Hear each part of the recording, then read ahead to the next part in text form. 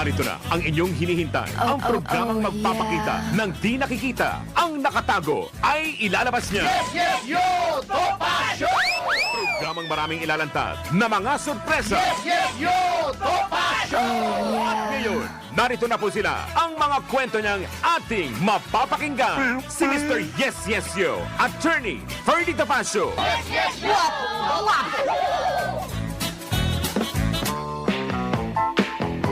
Sama, magandang umaga po. Nakita niyo naman, nakapawinter na ako rito. Kinuha ko lahat ng mga damit ko pang winter sa baul. Kaya amoy, anong tawag doon sa mothball sa Tagalog? oo nga. Oo, may tawag doon eh. Oo nga. Oo, yung bilog-bilog. Opo. Na para hindi masira yung damit. Oo, kaya yun ang amoy ko. May tawag doon, maaalala ko maya. Anyway, bago natin isipin kung anong Naphthalene. tawag. Naptalina. Oo, yun, naptalina. Oo, amoy naptalina tuloy ako ngayon. Kaya Wala walang, namang amoy eh. walang lalapit na insekto sa akin ngayon. Safe tayo sa dengue. Opo. Eto po si Attorney Ferdy, Mr. Sex Appeal, Pogi na, Pasyo. Mabati sa inyo ng mabuhay po kayo at lahat ng ugat sa inyong katawan. Oh yeah. At kasama ko po si... Miss Juvie de Guzman. Yan. Yan. Magandang umaga. Oh, good morning. Opo, At opo. grabe talaga. Eh di bale, lahat na pina-dry clean ko na, pina-steam ko na lahat ng panlamig ko. Pati yung mga scarf. Bukas nakaganito ako yung earmuffs. Opo. Pero baka next week, attorney, tag-init na.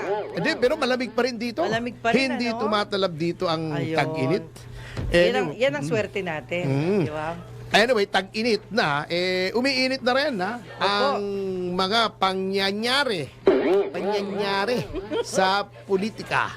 Opo nga. At napapansin ko na grabe ha, mukhang yung mga kalaban ng kasulukuyang administrasyon ay ginigipit.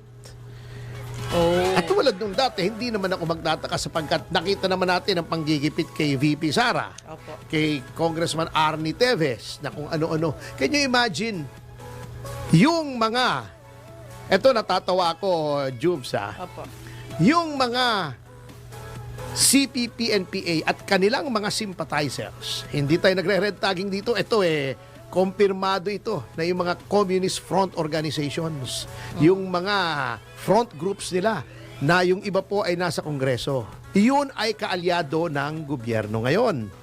Samantalang, yung mga lehitimong politiko dahil lamang lumalaban sa kanila, ginagawa nilang terorista katulad ditong yung meron daw Teves Terrorist Group. Saan namang hinugot na puwet ng Anti-Terrorism Council, yung Teves Terrorist Group? Hindi naman para doon yung anti-terrorism law ginagamit nila. Ang tawag dyan ay lawfare.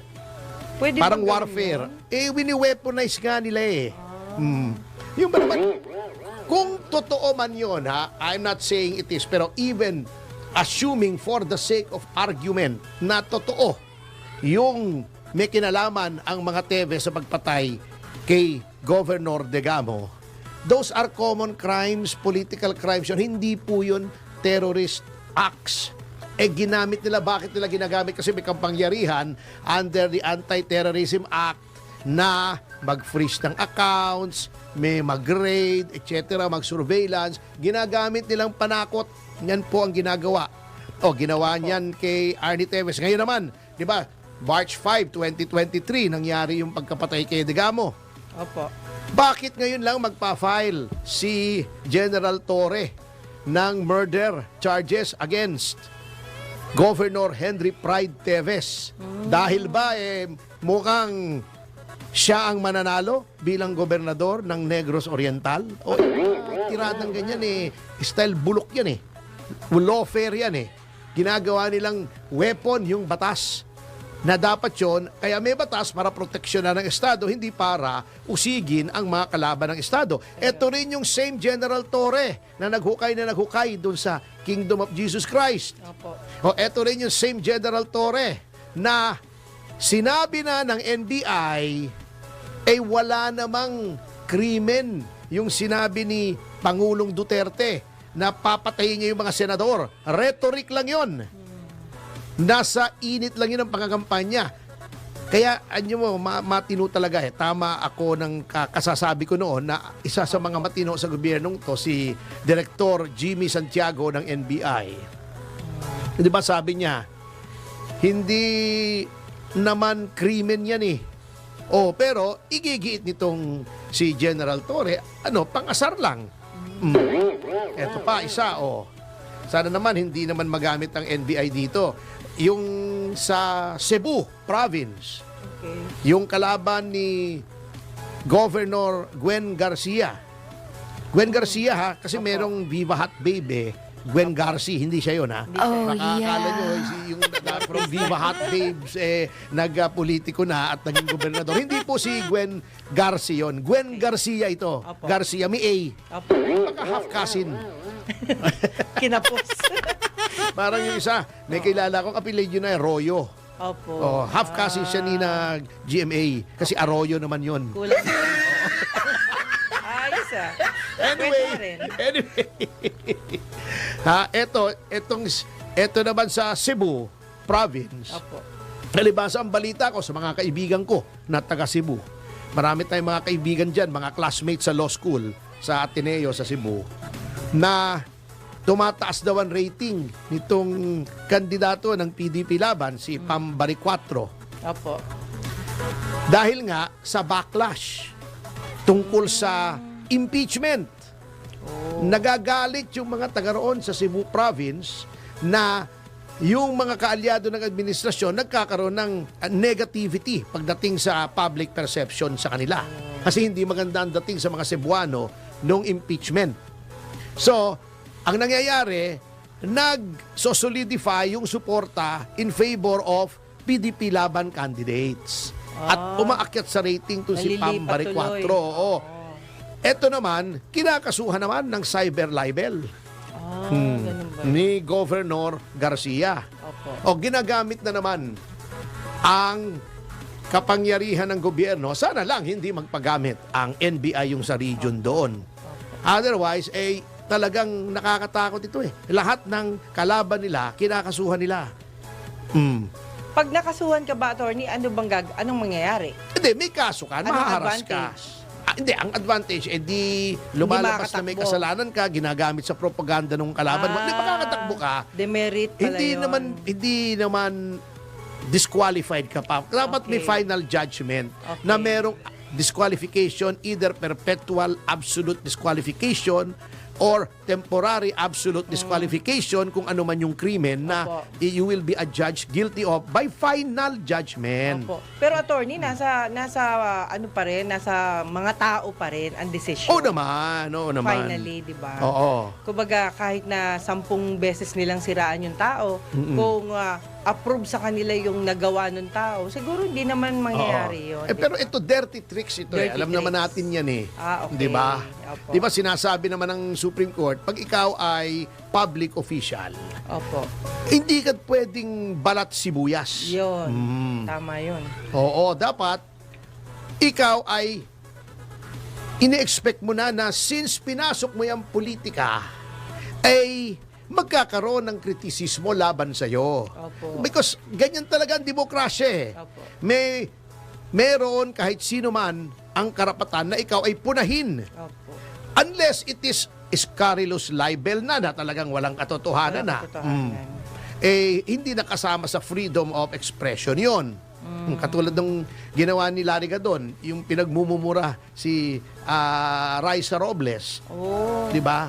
Alam nyo, hindi ko rin gusto yun si Raisa Robles. I always disagree with her. Pero grabe naman kasi yung ginawa sa kanya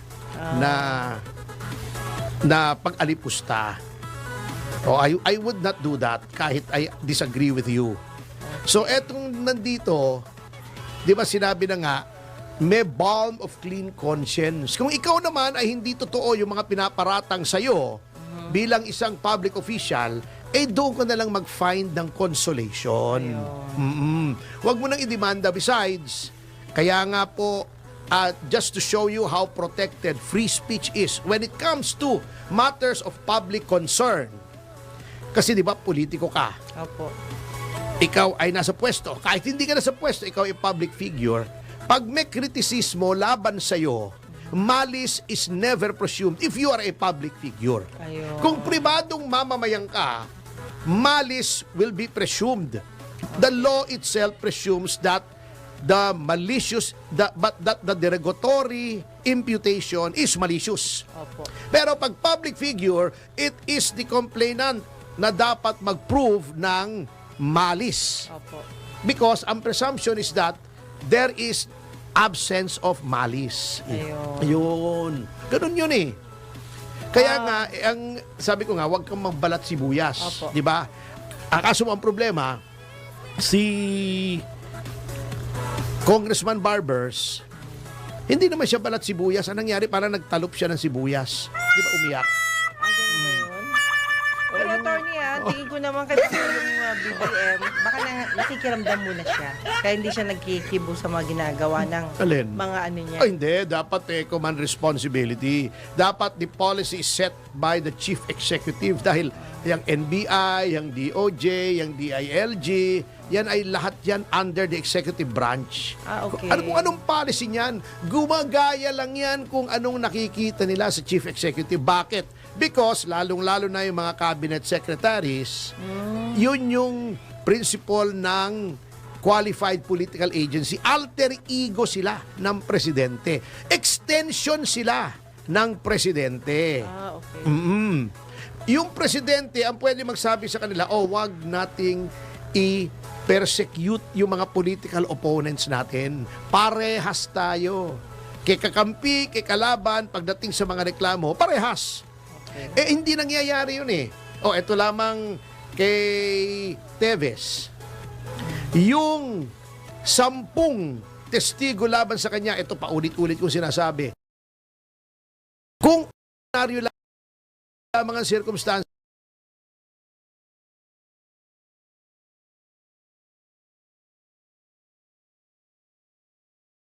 tinaas ni Boying Remulla yung bar na dapat hindi lang probable cause with a reasonable certainty of conviction. Ayun. Na ako nagtataka kasi yung meaning ng probable cause ay may set meaning na yan sa jurisprudence. Anyway, bahala sila.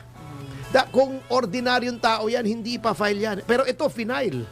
Kahit alam nila, mahihirapan sila na makakuha ng conviction. Anyway, bahala sila sa buhay nila. But they're wasting the resources of the people. Yun lang. Yun ang mabigat Opo.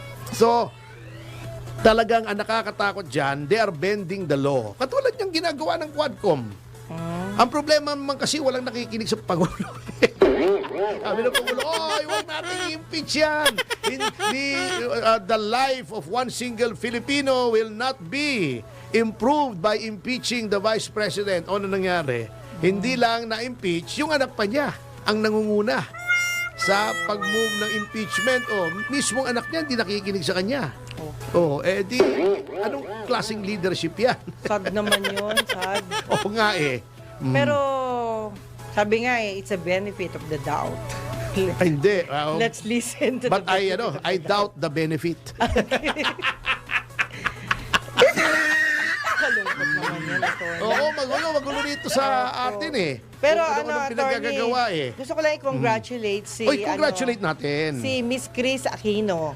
Kasi kahit papano naka-recover na siya. Ayaw naman. At lalo siyang gumanda. Ayan. Thank you so much. Ewan ko yung lalong gumanda, pero yung naka-recover, alam ko. Hindi, lalo siyang gumanda, sir. Ganun ba? Opo. Yung pinakita ni Anton ng mga litrato kanina, parang hindi siya maganda. Hindi. Galit lang si Anton sa kanya. Ikaw, Anton, sinasabotahe mo yata si Chris. Hindi naman po. Ikaw, you, ha? Attorney talaga, lahat talaga. Di ba ano si Chris? Tomo. Hindi. Oh my gosh. I'm also hoping, kasi maganda rin naman ang accomplishment niya sa pagiging entertainment niya. Palagay ko naman, tuloy-tuloy na yung kanyang recovery. Hindi, sana naman. Opo. Di lang si Chris ang dapat tuloy-tuloy ang recovery. Para si Drew Nasino. Ay, lahat sila, Isa natin, definitely. Sa si Ma'am Juday. Opo, makaka-recover yung Dapat mga yan. makarecover na kayo. Opo. May ano ba? May DPWH pa ba yung kanilang mga katawan. Yung semento di ba? Public Hindi ko- Works. wala po akong alam Hindi ba, hindi ba, Opo, di ba sorry flood po. control yung inilagay sa kanila? Pero at least nagtatrabaho naman yata sila, sir. Oo, hindi. Pero namimiss ko sila rito. Parang, Work from home, parang yes. hindi DWIZ at hindi aliw ang Channel 23 pag walang Drew Nasino. Ay, si Ma'am syempre. Juday. Oo, syempre. It's not Oh, the same yeah. without you. Oh, yeah. Oo, hindi, really, oo. Kasi pagdating ko rito, Wala. lalo na si Drew Nasino, alam mo, Opo. bata pa ako pinakikinggan ko na yan Ay, grabe grabe Pati si Ma'am Juday. Hindi ko na yan, boses na yan Mga Kaya, original. oo. Talaga siya Biro lang po, biro lang po. Di hamak naman ako yung Baka may edad biglang sa kanila. tumayo sila. Tulin ka. Oo, hindi. Baka hampasin ako ng braso may simento. Masakit yun. Tayo. De, joke lang. Anyway, at least masaya tayo na okay na po sila. Ako naman. Yeah. At not only that, ngayon po, attorney konti na lang, sabi nga po, ang nagpapalakas daw sa magulang, lalo na si Chris Aquino, is yung mga anak. Yun yung Ayun inspiration naman. niya. Oo, totoo yun. Kaya po, magaling ang pagkakaroon niya ng mga anak na nasa kanya. Hindi napunta dun sa sa ama, kundi Oo. nasa kanya mismo. Sabi nga ng late President Marcos Sr., Opo. that is correct. Parang kulang May kulang. Upang sa ganun ay ating maayos yung mga bagay-bagay na yan. Ayun, ang galing.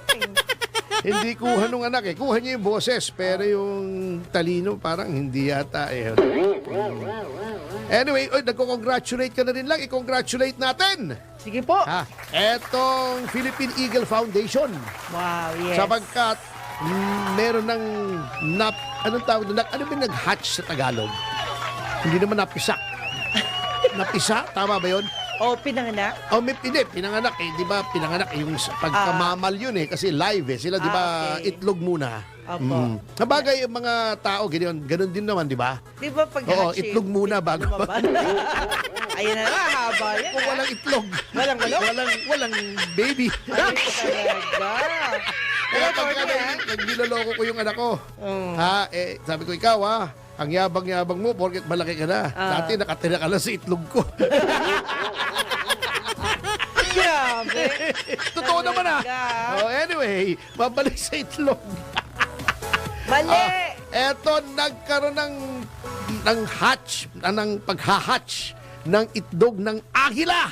Kaya may Yes. brand new agila tayo. Congratulations.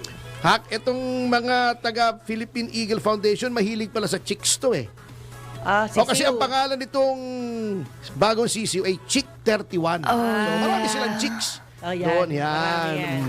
Ngayon, since pinanganak na, ang pangalan naman niya ngayon ay Riley. Riley. Oh, yeah. At ito pa ang milestone dito. Ito ay nanganak nang hindi tumutulong yung mga nag-aalaga. Kusang nanganak. Oh. Ng itlog, pinalimliman. Opo. Kasi di ba, avian yan ibon yan, pinalilimliman yung itlog, di ba? Then nag-hatch nang hindi tinutulungan ng kahit na sinong tao. Yan. Maganda yung attorney, yung walang tulong pero lumalaki at gumaganda. itlog. Yung itlog. Bakit ba puro itlog ang pinag-uusapan? Yung sisiw. Yung sisiw nga. Di ba pagka may itlog, may sisiw. Ngayon, pagka tinutulungan mo, lalaki yung sisiw. Ano ba yan?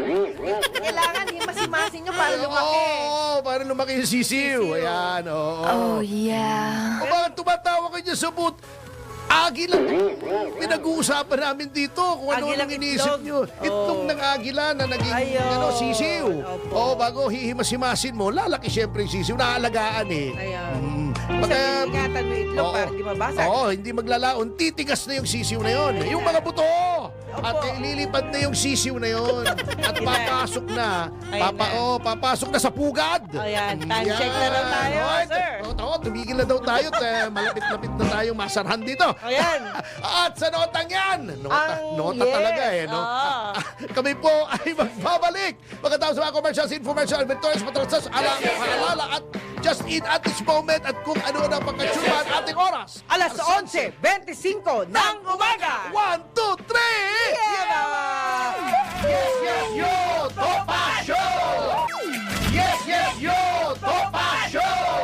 Si Mr. Yes Yes Yo, Attorney Ferdy Topacio. Yes, yes, yo, Topacio! Yeah, mga kasama, nagbabalik ang Yes, Yes, Yoto Pasyo! Thank you, Ma'am Gia, for the news break. Ito po si Atty. Ferdy Topacio, kasama si... Miss Juvie de Guzman. At ang ating oras ay alas 11:36 ng umaga. At Yes. yes. po sa ating pagbabalik ay narito na tayo sa ating paboritong bahagi na Pinamagato.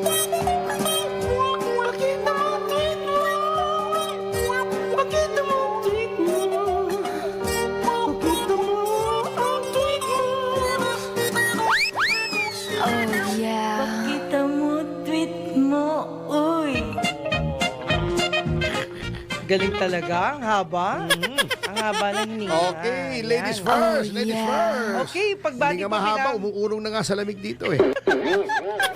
Ano ba yung umurong niya? Hindi, yung boses ko! nga. Namamalat! Ikaw naman eh. Oh. Yun ang umuurong. Yes. Hello, magandang umaga po kay Emma Cordero. Salamat din po sa pagbati. Lalong-lalo na si ang mga taga Rosario Medical Center, Josie, Salvador and family. At lahat po ng mga friendship namin, Nanay Takang, Tatay Takang. maraming salamat po. Lalong-lalo na kay Boss Edgard Cabangon. Hi, Boss Edgar. And family. At syempre, lalong inspired din tayo sa mga paalala. Ayan, paalala ni Attorney Macnil Rante. Yan, salamat po. At ako, malapit na akong mag-isang taon, attorney. Ganun ba? Sabi ko sa kanila, Ganun magpapakain ba? ako sa kanila. Ay, oo naman. Kahit tag-isang hopya lang. Wag naman tigil isang hopya, sobra naman yun. Oh, dalawa Dalawang lang. hopya. Ate kami ni Daniela. O, sabay kami halos. Anyway, salamat din kay attorney ha. Salamat po kay alam mo na inspired ako kay Sir Dennis Arce. Yan, Sir Dennis, salamat po sa inyo. At salamat din sa kanyang pamilya, kay Bambi Fuente, salamat din po. Kay Miss Baby Go, salamat. At salamat din sa mga invitation ng mga press con. Ay, Nako, oo. sabay na sabay kasi sa programa natin, attorney. Kaya, Agay umbaga. namimiss nila ako. Sorry, na makakapunta. Alam, minsan alas 9 ang umpisa, alas 10 ang umpisa. Abay, ako'y malilate. Kaya, di ba? Oo. Ay, pero syempre, pag naman si attorney ang nandun, padalhan nyo na lang po ako ng mga press release. Yan. Ay, thank Yan you, ang thank you. importante. Pwede yan. Para at least, kasi attorney, minsan pag wala po kayo, nagbabasa tayo ng balita. Yun ang ibabalita natin. Okay, pwede di ba? naman. Yun. Bakit hindi? Ayan. Why At, not? Chok syempre, not? take it away, attorney. Okay, eto napakarami nating mga nanonood. I-fraction lamang ang ating babasahin. Sabi ni Victor Tadeo, Mr. Sex Appeal Attorney Ferdy, mabuhay ka't lahat ugat sa inyong katawan, si Jim Pare. Yun din ang sinasabi. Sabi niya, Naptalina. Opo, o yun, Ayan. alam niyo na, mahirap na itong tumatanda eh. Aray ko. Si Lovely Torres, of course, nariyan. Morning, good morning po sa inyo from Macau. Cesar Good Maminta, morning. Kula Sisi, nandito, Bet Ocomen. Ayun. Ano daw masasabi mo sa sagupaan ni Traniela at Atty. Marcoleta? Si Tariela, oo. Di magsagupaan sila. Mamaya i-discuss natin ng konti, ha? Okay. Sabi ni Gilbert Ricaforte at Alma, good morning din daw. Good Ian morning. Cesar Violena, naghain na po si VP Sara sa impeachment. Yung pinatitigil, oo. Opo. Yung sina Atty. Torreo nito, sina Atty. Martin Delgra, yung mga kaalyado ni VP Sara. At tanan niya na po sa ating Korte Suprema bukas. Hindi ko pa kasi nababasa yung petisyon, mahirap Okay. magsalita rito Opo, nang tama. hindi mo naiintindihan yung Tama. sinasabi mo. Di naman tayo mga ilang miyembro ng Quadcom. Tama po. Sabi ni Teddy Creppy, next time daw tumakbo ko senador, laki galit nito sa akin. Hindi pwede. Wag. Mahirap po yun. Oo. Lahat tayong panggastos dyan at saka Oo, mahirap po magastos yan. At saka hindi maubos yung oras At saka hindi mo. naman ako marunong sumayo ng budots. Para paano tayong mananalo. Sabi ni Ted Rubio, morning, Attorney Ferdy and Ma'am Juby, more Good power, morning Jamar po. Dimalidseg. Wow. Hello po. Kumusta po Yan. pag-file nyo ng kaso? Anong kaso yun? Marami tayong pinafile na kaso. Jasmine, watching from England. Wardito Wow. Lazaro. Yan, nandito rin. Masa at Mom Channel. Lumalakas daw Hello ang po. loob niya pag napapanood niya tayo. Wow. Risa Montano, good morning to our brilliant attorney Topacio. Yes, May Gonzales. Salamat Attorney, huwag po. kayong manawang tumulong sa paghahanap ng justice. Hindi tayo po magsasawa until our last breath. Yan, House of Crocs, good morning din. Sabi rin ni Joey Sarmiento, good morning. Luz Bibinda Opo. Arameta, go, Attorney Topacio. Hermenelinda Tubat. Good Yun. morning, Attorney Ferdi and Miss Juby watching from Morning Talamban, po. Cebu. Yan, good morning. Sabi ni Nicolas Sisi, Kengkoya na lang pakipagpulong ni Marcos. And alam nyo noong panahon ng tatay niya, merong magandang programa, yung pulong-pulong sa kaunlaran. Opo. Kasi naman, yung tatay niya, basta matalino talaga eh. Ibang klase eh.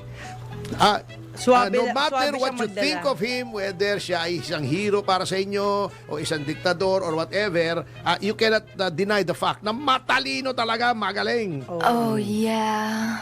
Watching from New York daw si Leonardo Pagalunan. Josephine Angeles naman from Japan. Pabati, happy birthday daw sa nanay niyang si Josefina Arevalo. Happy birthday. Malapit lang pala, punta tayo Sige doon sa po. birthday. Nasa Saan? North Carolina lang eh. Ara. Oo, isang sakay lang yun. Isang Dalawang sakay sakay, lang? dalawang sakay. Ah, Isang dalawang jeep, isang sakay? tricycle lang. Oh. sige. Anyone, good morning from Beijing. Asar Konjov. Ayan. Good morning din daw, Josephine Andres. Morning, Yan ay good. si Marco Miguel Cecilio Tancinco, more power attorney. Yan, wag kayong magsasawang ipaliwanag sa mga Pilipino mga bagay-bagay about politics. Tama. Trabaho po natin yan Opo. dito eh. Si Katirso ba meron? Ito, meron na po. Dapat Meron na binabasa po. yan. Hindi Ayan. maaaring. Ako na ba? O kayo na? Okay, sabi nga po ni Katirso Peralta, be strong when in trouble. Ayan. Be humble and simple when in wealth. Be courteous and polite when in authority. And be silent when in anger. Yan. Tama nga naman. Ulitin natin. I-analyze yan. Sige sir, be strong when in trouble. Yan. Siyempre, pagka may problema ka dyan, ang kailangan na magpakatatag ka. Oh, Yun. yeah. At magpalakas ng Ano kalooban. pa? Be humble and simple when in wealth. Ayan. Tama yan. Sabi nga nila, mas tumataas ang iyong lipad, mas tahimik ka. Kita mo yung mga malilit na ibon, mabababa ang lipad, maingay. Yung agila, di ba? Opo. Hindi maingay yun, mataas ang lipad. Mataas di ba? ang lipad. Yan. At ang panghuli, be silent when in anger. Ayun, Yan. kasi pagka galit ka, may mga kung ano-anong nasasabi ka. Opo. Na mahirap nang bawiin minsan ng mga nakakasakit. Oh, Di ba? Lalo na sensitive yung kaaway mo. Oo. Yari ka, recorded Parang lahat yun. sensitive, yung umiiyak bigla. Opo. Ang nag-speech sa House of Representatives. Ay, hindi. oo. Inaano lang yun, dinadama lang niya yung mga Oo. sinasabi niya. Sa bagay naman, oo. Opo. Para siya namang, napaka-sensitive naman siya. Para siyang tingle. Yung tingle, yung nagtitingle, yung Oh, kinikilabutan. Ala, Oo. Ano pag iniisip mo? Ikaw naman, oh. Hindi. Tingle, nagtitingle, di ba? Pag kinikilabutan ka, yun. Sorry Sensitibo po, yung sorry sabihin po. sa'yo. Oh, yeah. Alam na alam mo, ha? Oo naman. Oh, sige po. Grabe ka. Sir, ano pa? Oh, baka may pahabol ka pang... Sige.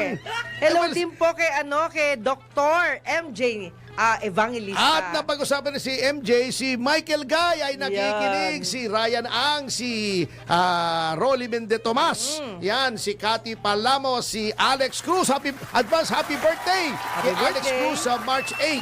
I'll see you there. Okay. At saka si Willie King. At good morning, William Gatchalian, Louie and Nats Gamboa, yan, at Tony Raulito Paras. Yan. Yan ang ating mga regular na tagapakinig. At si Andrew Tan, laging nakikinig yan. Hi. Okay. At sa nota yan mga kasama ay magbabalik ang Yes Yes Yo Topacio. Ating oras, hintayin Alas natin. 11. 45 eksakto ng umaga. 1, 2, 3. Yaba! Yes, yes, yo! Topacio! Si Mr. Yes Yes Yo, Attorney Ferdy Topacio. Yes, yes, yo! Topacio! Yeah ba, mga kasama, nagbabalik ang Yes Yes Yo Topacio sa oras na... Alas 11:47 ng umaga. Oh, Okay, yeah. at yung pinag-uusapan kasi natin kanina, yung kay General Torre na nagdemanda opo. siya, Opo. dinidepensa niya yung kanyang pagdemanda at nagchuchua naman yung mga the usual suspects. Oo, katulad nito, ito ha. Ito natatawa ko rito sa hypocrisy ng taong ito, no? Etong si Congressman Adyong. Eto kasi magandang lalaki at magandang Amerikana pero hanggang doon na lamang. Kita mo naman ang sinasabi niya. Sabi niya, hindi daw dapat ninonormalize ang mga jokes na katulad ni Duterte.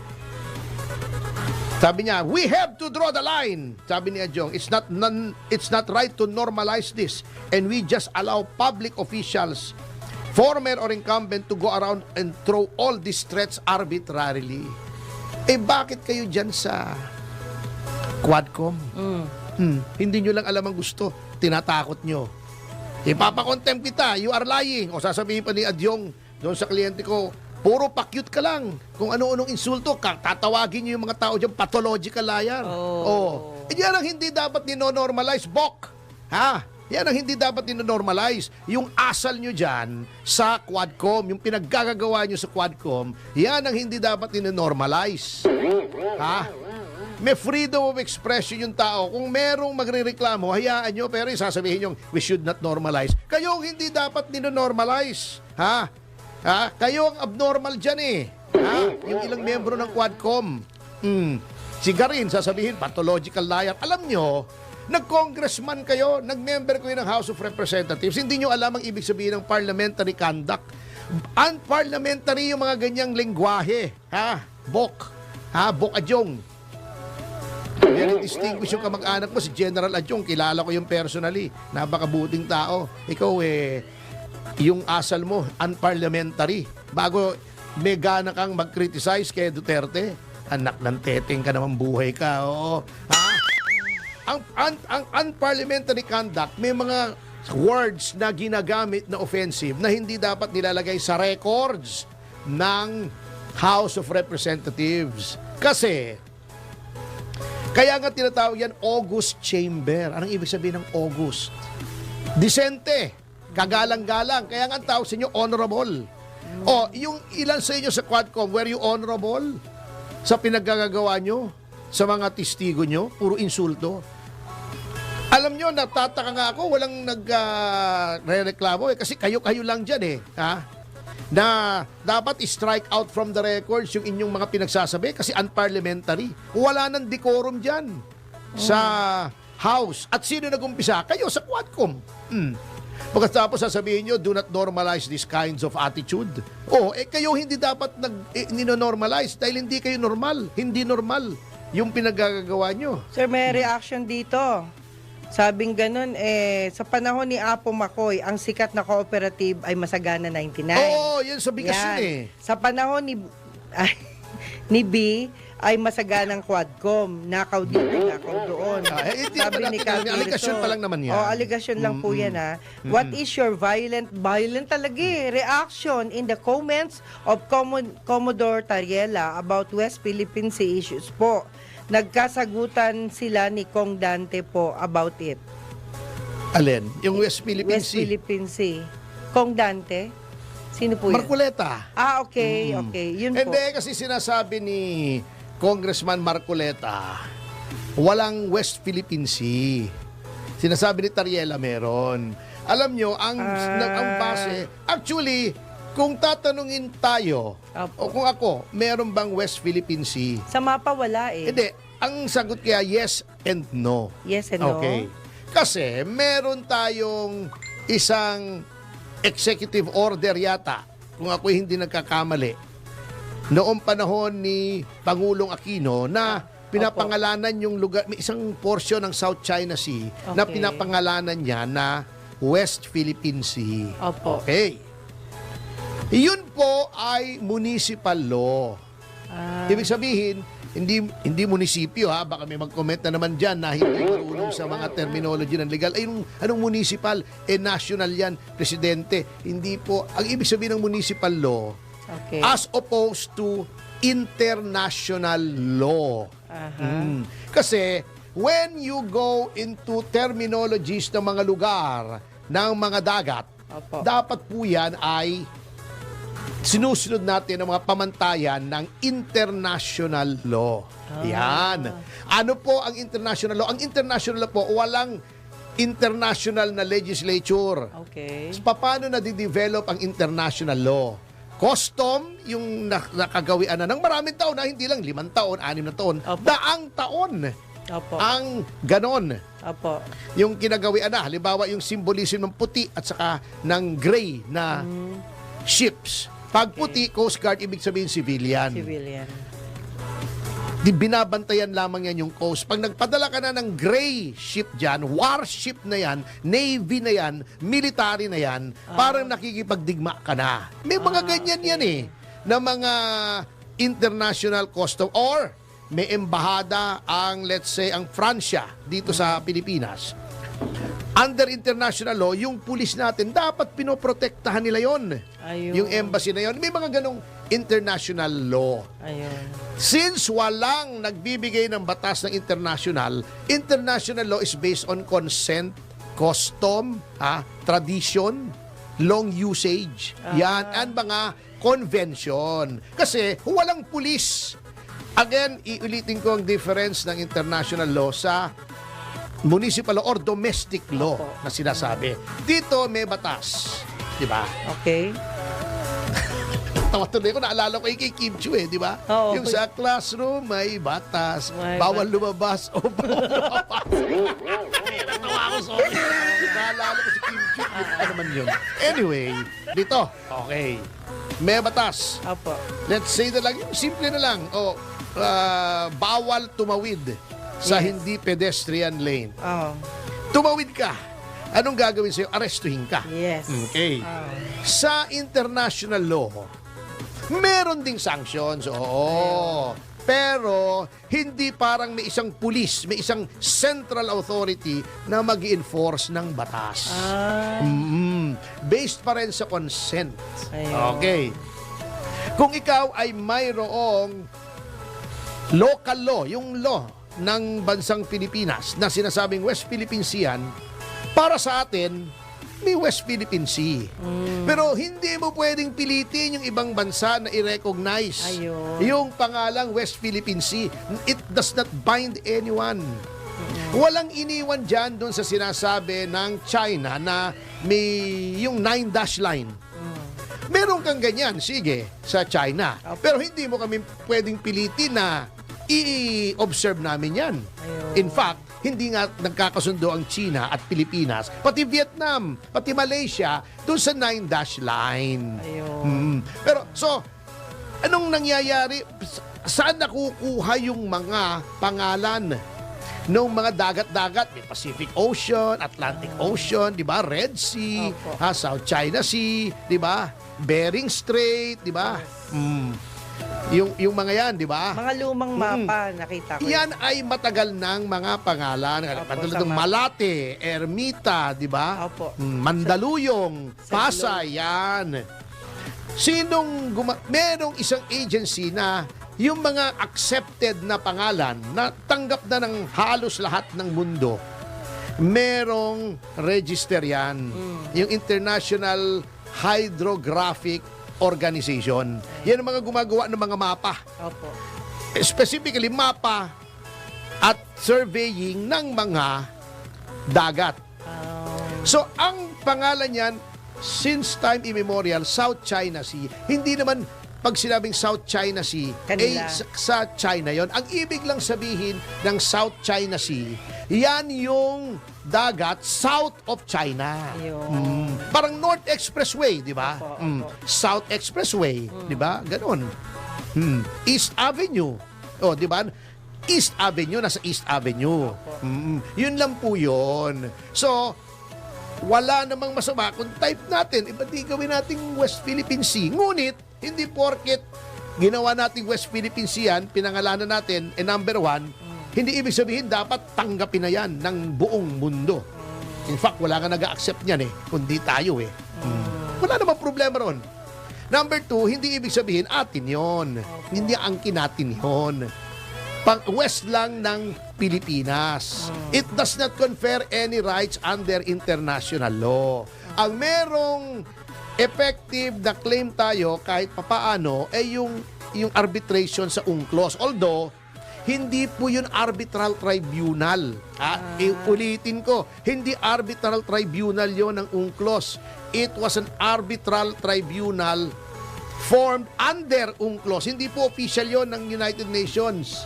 Arbitration yon na pinorm, and yung judgment ng arbitral tribunal ni-register sa United Nations. Yun po yun. Kaya, although may legal force and effect yun, hindi po ganun kalakas. Lalo na nung hindi nakisali ang China. Ayun. So, wag po nating insist.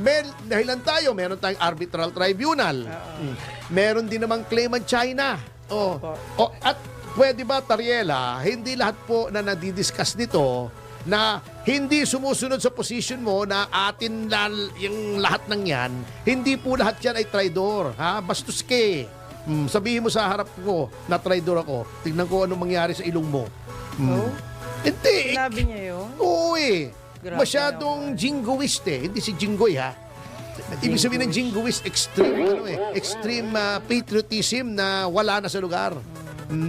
Huwag tayong ganyan, hindi po nakakatulong yan at walang epekto yan. Okay, at sa notang yan mga kasama ay magbigay daan na tayo sa susunod na programang Balitang Bayan. Yan. At wala si Sexy Usang. Kasama natin si Miss Jen Patrolia. Kaya ito po si Atty. Ferdy, Mr. Sex Appeal Topacio. Kasama si Miss Juvie de Kami Guzman. po ay nag-iwan ng mga katagang susupil sa inyong pagnanasa. Kikitil sa inyong kasalanan at titi mo sa iyong kaisipan na huwag makiki-apil. 1, 2, 3, Yama!